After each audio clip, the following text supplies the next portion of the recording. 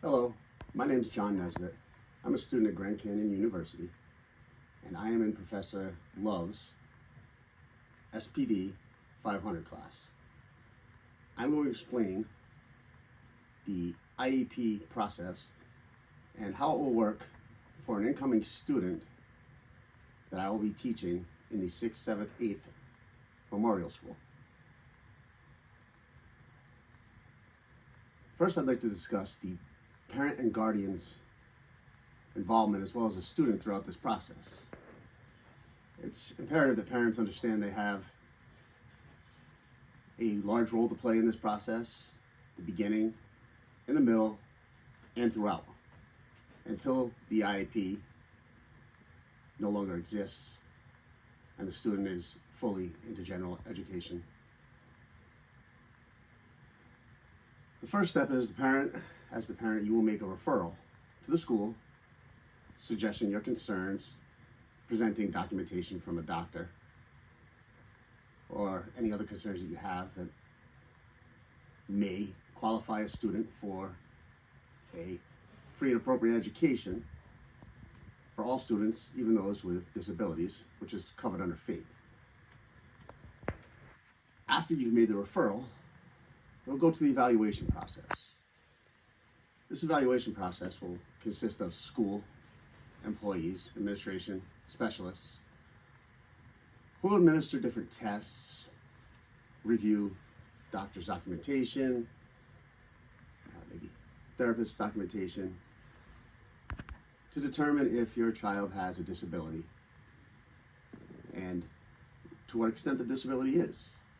A student may certainly have a disability, but it doesn't approach the level of special education services. It may be able to be supported in a different way. After that evaluation and eligibility has been determined, we would move forward to the IEP. However, if eligibility has been denied, you still have the right to appeal that and try to move forward until you are satisfied as a parent or guardian with the student with the outcome that the school has made. So for now, we're going to say that all those have been met, and we're going to get into the process of the IEP. So the IEP is an individual education plan that will be made up by an administrator, myself, the special education teacher, maybe a counselor, a general education teacher of your child, and we might have a behavioral analyst there as well, or a social worker. Collectively, we will identify the disability of your child, and we will set goals that you agree with to further the child's education and ensure that he has the greatest opportunity to be successful throughout his education. So for instance, your son was referred to us for a reading disability. We may choose options such as smaller group settings. We could use talk to text. We may use audio. Those are just some examples. Speech therapy to help them move along, but this will be determined as a group. Once we determine what kind of supports and accommodations we may make, we'll set goals. These goals for reading may be that given a one paragraph essay, your son can remove the main idea and write 2 to 3 sentences to support his conclusion on why he believes that is the main idea. That's just a short example, but that's something that we may come up with. There may be multiple goals, and if so, all these goals will be reviewed quarterly to make sure that he's progressing towards meeting the goal or mastering it.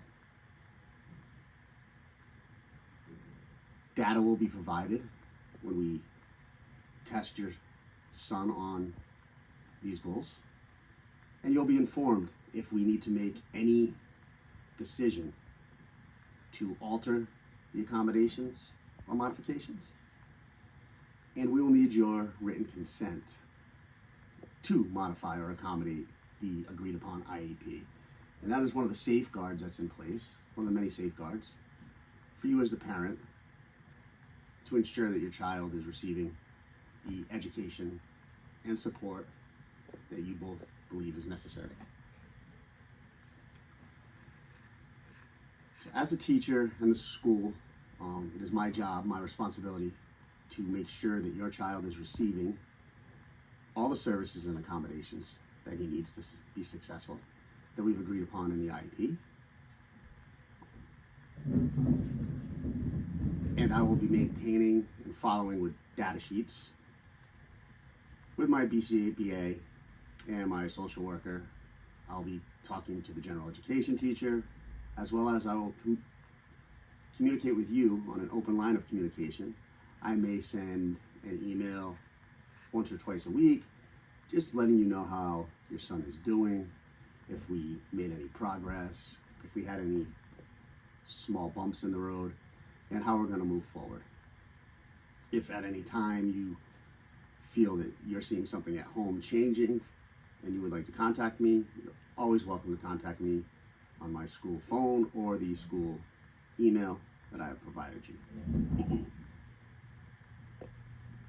Ultimately, all of our expectations at the school and in my classroom is for your son to master the goals that we have set forth and to help him reintegrate back into general education, and that may be with support and hopefully ultimately without support if needed, but to continue his education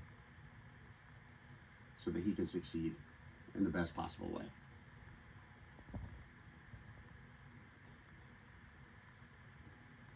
So that's the process. Those are my roles as your special education teacher. And I would like to thank you for coming to this quick information session. And I'll be happy to see your son shortly. Thank you.